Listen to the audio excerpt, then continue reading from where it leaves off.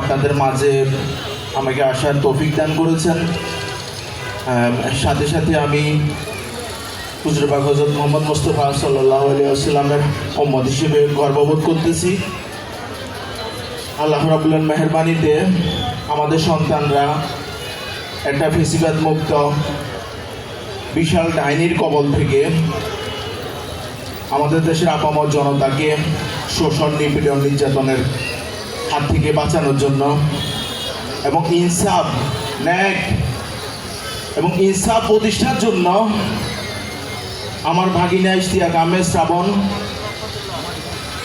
আমারই ছোট বোনের একটি মাত্র ছেলে ও একটি মাত্র পুত্র সন্তান সহ এই যে আমার আরেকজন ভাগিনা আবু সাইদ, ভাগিনা হাদি, শাহি, মাসুদ, শিয়াব, আমার যে ভাগ্নিগুলা, আমি আমার অনেক ভাগ্নির নামও জানি না, যারা রাস্তায় নেমে এসেছিল, যুদ্ধ করেছে ন্যায়ের পক্ষে, ইনসাফের পক্ষে।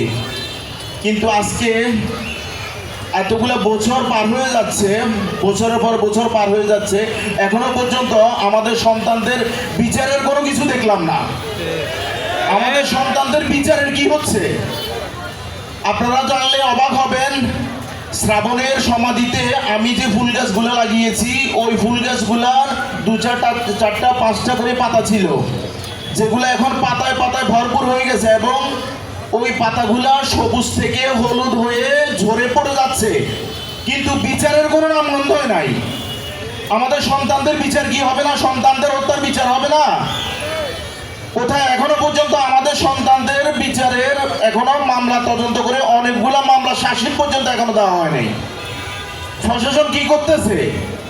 কেন আমাদের সন্তানদের হত্যার বিচারের জন্য যে জালিমরা আমাদের সন্তানদেরকে পাখির মতো গুলি করে হত্যা করেছে, পাখির মতো গুলি করে শহীদ করেছে, ওই জালিমরা এখনো প্রকাশ্যে ঘুরে বেড়ায়, এখনো ওরা অট্টহাসি দেয়। আমার ছোট বোন যখন বাসা থেকে বের হয়ে ওর বাবার বাসায় আসে, পাশাপাশি বাসা, তখন এই জালিমরা রাস্তার পাশে দাঁড়িয়ে ওরা একে অন্যকে গালাগাল দিয়ে ওকে ভয় দেখানোর চেষ্টা করে। অথচ প্রশাসন কি করতেছে? আমার মাথা ধরতেছে না। আমার বাকি বোনদেরও একই রকম অবস্থা। কবে নাগাদ আমাদের মামলাগুলো শাসিত হবে? কবে নাগাদ আমাদের মামলাগুলোর তদন্ত শেষ হবে এবং আমাদের বাচ্চাগুলোর হত্যার বিচার হবে? এই জালিমরা এখনো প্রকাশ্যে ঘুরে বেড়াচ্ছে, কি করতেছে আসলে আমার মাথা ধরতেছে না। আমাদের দেশে এতগুলা বাহিনী, এই বাহিনীগুলা কতটুকু কি করতেছে? আজকে 2.5 বছর হয়ে গেল প্রায় শাসিত হচ্ছে, এই সপ্তাহ ও সপ্তাহ, ও সপ্তাহ ও সপ্তাহ, কিন্তু শাসিত আর হয় না। এবং শাসিত হওয়ার পরে এরপরে বিচারিক কার্য কোন দিকে যাবে, কোথায় যাবে, আমার বোধগম্য না। তা আপনাদের সবার কাছে, বাংলাদেশের আপামর জনতা যারা বাংলাদেশকে মা মনে করেন, নিজের জননী মায়ের মতো বাংলাদেশকে মনে করেন, তাদের সবার কাছে আমার প্রশ্ন যে আপনারা সবাই আওয়াজ তুলুন। 17 বছর কিন্তু বাক স্বাধীনতা ছিল না এবং অসংখ্য অসংখ্য ন্যাক মানুষকে, অসংখ্য ইনসাফ ভিত্তিক জীবন যারা পরিচালনা করতে চায় তাদেরকে ফাঁসিতে ঝুলিয়ে হত্যা করা হয়েছে এবং শাপলা চত্বরে এভাবে পাখির মতো গুলি করে হত্যা করা হয়েছে, যেটা মানুষ মানে রাস্তার কুকুর বিড়ালকেও এভাবে মানুষ আপনার গুলি করে না। অনেকজন আছে যে আপনার পাখি শিকার করে 2-3 তালা বন্দুক দিয়ে, কিন্তু তারাও এভাবে নির্মমভাবে গুলি করে আমরা পাখি শিকার করে না, যেভাবে আমাদের সন্তানদেরকে হত্যা করা হয়েছে। যেভাবে আমাদের এই যে বিডিআর বিদ্রোহের নামে আমাদের যে জওয়ানদেরকে মেরে ফেলা হয়েছে, ওইটারও বিচার হলো না। শাপলা চত্বরে আমাদের যে পাখির মতো এই যে কোরআনের পাখিগুলার এভাবে মেরে ফেললো, এগুলার বিচার হলো না। এখন আমাদের 24-এ আমরা, আপনারা সবাই বলেন যে 24-এ অভ্যুত্থান, আমার কাছে কোনোভাবেই অভ্যুত্থান মনে হয় না। আমার কাছে মনে হয় যেন এটা বিপ্লব। এবং 24-এর এই বিপ্লবে যে আমাদের সন্তান, এখনো 30-40 হাজার সন্তান পঙ্গু, যাদের এক এক সময় আমি ফেসবুকে ঢুকলে ওদের আকুতি মিনতি দেখলে তখন আমি গভীর রাতে আমার চোখের পানি ধরে রাখতে পারি না। যেখানে প্রতিনিয়ত আমার বোন এবং আমার ভগ্নিপতি এরা প্রতিনিয়ত নিস্তেজ হয়ে যাচ্ছে। ডাক্তার বলতেছে ওনাদেরকে একা ছাড়বেন না। তাহলে তো আমাদের বাকি বোনদেরও তো একই রকম অবস্থা, বাকি ভগ্নিপতিদেরও একই রকম অবস্থা। আপনাদের সবার কাছে, যারা বাংলাদেশকে মা মনে করেন, তাদের সবার কাছে আমার বিনীত অনুরোধ, আপনারা সবাই শেষ জায়গায় মহান রাব্বুল আলামিনের কাছে বিচার দিন। আমি প্রতিনিয়ত হাত তুলে আল্লাহর কাছে বিচার না দিয়ে আমি শেষ জায়গায় মালিকের কাছে বিচার দিই, ইয়া রাব্বুল আলামিন এই জালিমদের বিচার করুন, এই জালিমদের বিচার করুন। আপনি আসমান থেকে আবাবিল পাখির মতো যেভাবে আমাদের সন্তানদেরকে সাহস দিয়েছেন।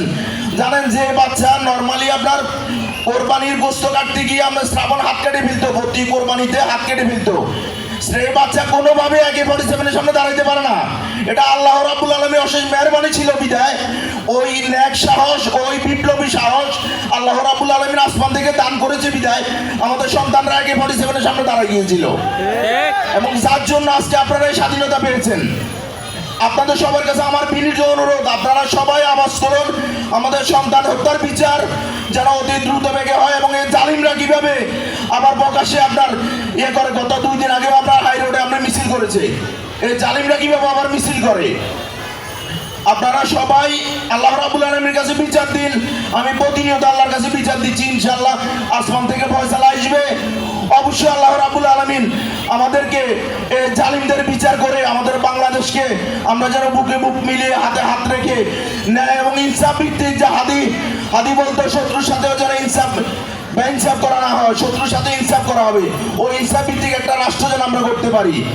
এবং আমাদের দেশের যতগুলো বাহিনী আছে, আমাদের দেশের বাহিনীগুলোর জন্য দোয়া করবেন। আমাদের দেশের পুলিশ, আনসার, বিডিপি, র্যাব, আপনার যতগুলো গোয়েন্দা বাহিনী আছে সবার জন্য দোয়া করবেন। ওনারা যেন ন্যায় এবং ইনসাফের ভিত্তিতে আমাদের দেশের যেন দায়িত্ব আমরা দিয়েছি ওই দায়িত্ব যেন ওনারা পালন করতে পারে। আর কি বলবো, আপনারা আসলে আমি বুঝি না, আমাদের বোনদের চোখের পানি, আমাদের ভাইদের আমাদের চোখের পানি আল্লাহ রাব্বুল আলামিন দরবারে অবশ্য বসতেছে। আপনারা সবাই আল্লাহর কাছে বলেন এবং সবাই আওয়াজ তোলেন। প্রতিটা মুমিন মুসলমান যখন আল্লাহর কাছে বলবেন, ইনশাআল্লাহ কারো না কারো তো আল্লাহর দরবারে কবুল হবে ইনশাআল্লাহ। এবং আমি চাই না যে বাংলাদেশে আরেকটা বিপ্লব সংগঠিত হোক, তার আগে যেন আমরা ন্যায় ইনসাফ ভিত্তিক একটা রাষ্ট্র করতে পারি। এই আশাবাদ ব্যক্ত করে আমি মহান রাব্বুল আলামিনের কাছে এবং আপনাদের কাছে এই আকুতি জানিয়ে আমি আমার বক্তব্য